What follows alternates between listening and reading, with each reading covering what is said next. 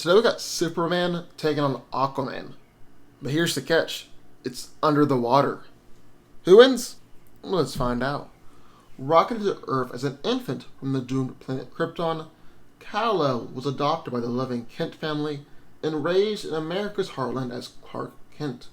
Using his immense solar fuel powers, he became Superman to defend mankind against all manner of threats while championing truth, justice, and the American way.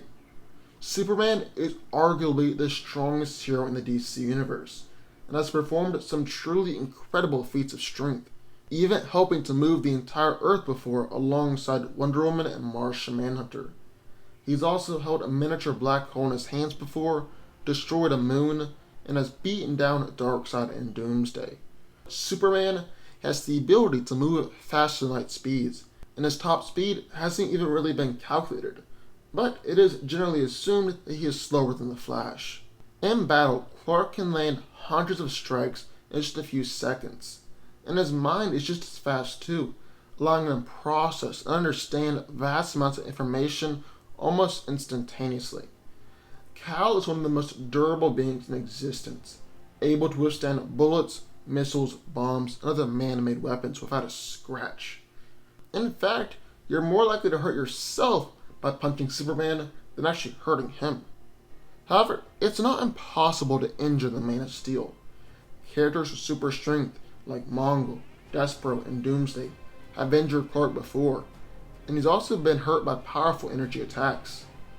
Now, Kal has limitless stamina, as long as he's exposed to yellow sun radiation, and his body also emits a gravitational field that enables him to defy gravity and fly at faster than light speeds. He has the ability to suck in large amounts of air into his lungs and then create strong gusts of wind with it. He's even able to control the temperature with which he expels this wind, which results in his freeze breath. Superman also has the ability to convert stored solar energy into beams of thermal energy that can reach a temperature comparable to stars. He is a capable fighter and has knowledge of boxing, brawling, and pressure points, but he is by no means an expert fighter, instead relying on his incredible powers to win the fight. And then in the other corner of Aquaman, the son of Atlantean Queen and a lighthouse keeper from the town of Amnesty Bay, Arthur Curry will grow up to become the superhero Aquaman, and later take on his birthright as the King of Atlantis. He is a founding member of the Justice League, and is among DC Comics' most recognized heroes. Aquaman possesses incredible strength, and is easily able to move more than 100 tons. He's pushed down tectonic plates into the trench, held up a city block, and lifted an oil rig platform. He's also been able to hold his own in a fight with Wonder Woman, Lobo, and Triton, and managed to sucker punch Superman and send him flying. Aquaman is superhumanly durable, but however, he is susceptible to piercing attacks. He's pretty durable to blunt force and energy blast though, and has been able to withstand punches from Despero and blasts from Starro. His stamina is also incredible, as he's able to swim around the Earth for an endless period of time and fight in a dimension of multiple suns for hours on time without growing tired. While not quite a speedster, Aquaman has incredible reflexes and is able to dodge point-blank gunfire and lightning, and his reflexes are even superior to Deathstroke, which is pretty impressive. Under the water though, it's a whole other story. His upper limit is unknown, but he has mentioned that he is usually faster than Clark when he's under the water. Arthur can also move so fast that he can create huge whirlpools, tidal waves, and even spin his hands to create vacuums in the water. While Aquaman has many different powers, perhaps the most famous one is his telepathic ability to communicate with marine life. But the thing is, he's such an achieved telepath and has communicated with marine life all of his life, that he's also able to engage in mind communication with non-aquatic life, even Martian Manhunter. However, as of right now, his telepathic powers have been downgraded, and he really only communicates indirectly with marine life. Aquaman is an expert fighter, and excels in hand-to-hand combat, and is very, very skilled with his trident.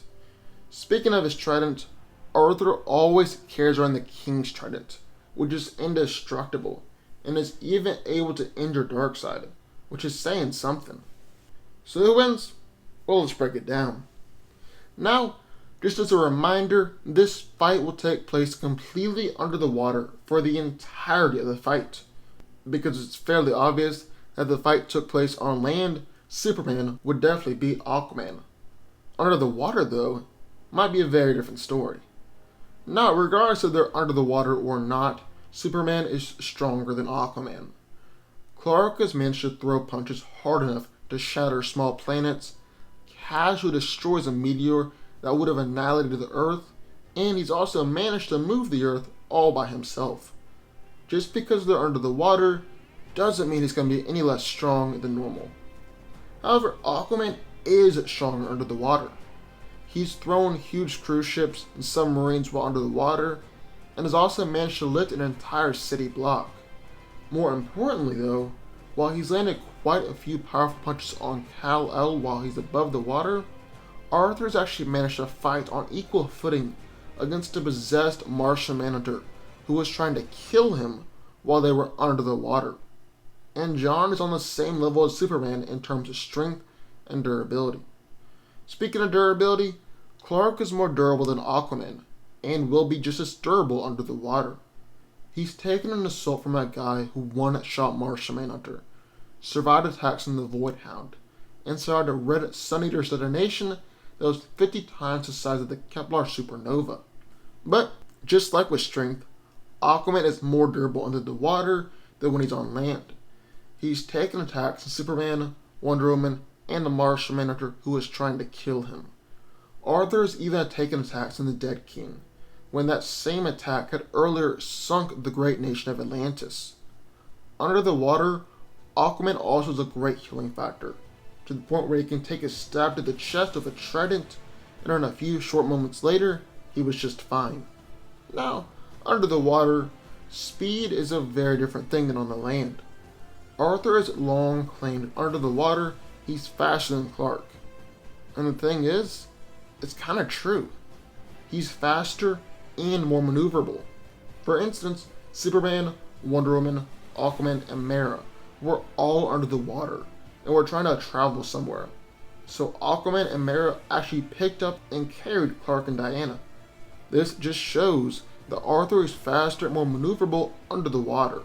Because if they were at the same level, well then Superman would have just swam right beside them, or even used his super speed to swim on ahead. Does that make sense? Hopefully it does. And that's just one of the keys to this fight. The environment is clearly playing to Aquaman's favor, because not only is he faster than Clark, he can also utilize his marine telepathy to its full advantage. You see, not only can Arthur call upon giant sharks or squids or whales or something like that, but he can also call upon giant monsters like Topo. And while Clark can definitely take down these giant monsters, it might be a lot for him to take on, considering that he'll be battle against dozens of monsters and Arthur, all at the same time. There's also Aquaman's trident to take into consideration. This is a magical weapon, so regardless of how tough Superman is, it's going to bypass that durability, because, like I said, it's a magical weapon. It's been able to injure Darkseid, as Arthur was able to stab the trident into his chest, arm, and head. And if it can injure Darkseid, it can injure Superman. Arthur is also a much more skilled fighter than Clark. Clark usually relies on his powers to win a fight, while Aquaman has led the Atlantean army for years and years, and so he's a skilled strategist and fighter. So how do I see this fight playing out? Well, there are two different outcomes based on two different scenarios. If Superman is going all out, or if he recognizes that he's fighting a fellow member of the Justice League and isn't trying to actually injure Arthur that much. If Clark is going all out, then it'll play out a lot like it did in Injustice, where he just ripped right through the sea monsters that Aquaman sent his way and took Arthur out of the fight. On the other hand, Superman isn't going all out, and there's a whole lot going against him here. Aquaman's greater speed and power under the water, all the marine life attacking him, and Arthur's trident, which will be able to injure Clark. Now, either way, Aquaman is going to be going all out against Superman, because he knows that's his only chance at victory, and that Clark is tough enough to take it. Honestly, I'm kind of surprised by how this fight actually played out. But Aquaman has a lot of advantages here under the water, and I believe he can take down Clark if he's going all out. Any other situation, and the Man of Steel is winning this one. But what do y'all think? I would love to hear your thoughts. To sign off in the comments down below. Also, be sure to subscribe button. More videos just like this one every single day, and I'll see y'all next time.